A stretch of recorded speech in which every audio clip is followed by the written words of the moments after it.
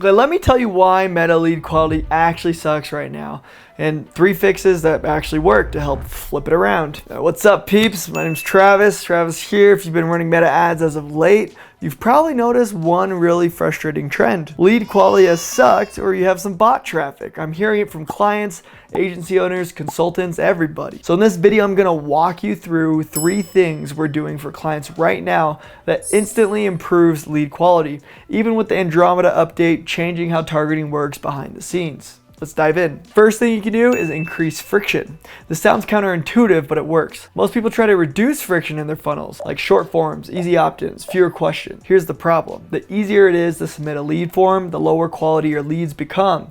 So the first thing we do is actually add friction. That means more targeted qualifying questions. Asking intent-based questions like income, their location or goals, how fast they want to move, and removing low quality multiple choice options. Adding short answers instead of all drop down. A lead that takes 15 to 20 seconds longer to fill out your form is usually far more serious buyer. When we made this change for one client, lead quality jumped immediately without touching the ads. So if you're struggling right now, just start with the form. It's the fastest fix you can do without touching your ads. The second reason lead quality is tanking is weak ad messaging. Most ads today look identical. Work with me, get more clients, unlock your potential. Generic messaging attracts generic leads, right? So instead, your ad copy and your landing page need to do 2 things instead. The first is to call out the specific person you want.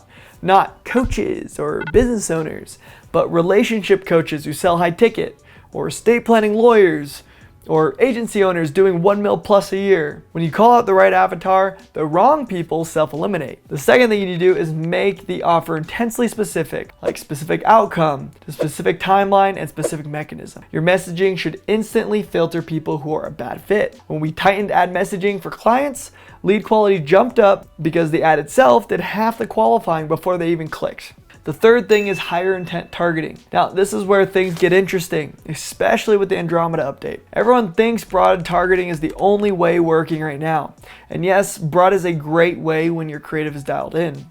But some of the best audiences we're using right now, lookalikes built on high value customer lists that you can integrate with your CRM, things like that, as well as using third-party enriched audiences like using Primer is one example, and engage remarketing layers. Why? Because they come from high intent behavior, not just Meta's guesswork. With Andromeda shifting everything to creative-driven targeting, having proper lookalikes and enriched lists gives you a second layer of filtering that broad alone can't match. So yes, broad works, but also higher intent targeting still beats it in many industries and in many cases. But there's pros and cons to each, right? And a bonus, if you want me to fix your lead quality, and if you want me to take a look at your ads themselves and tell you exactly where the lead quality is breaking down, book a call with me using the link in the description of this video. I'll be sure to audit your funnel, your ads, your messaging, and tell you which part is costing you good leads. So if this video helped at all, go ahead and hit subscribe and that bell notification below.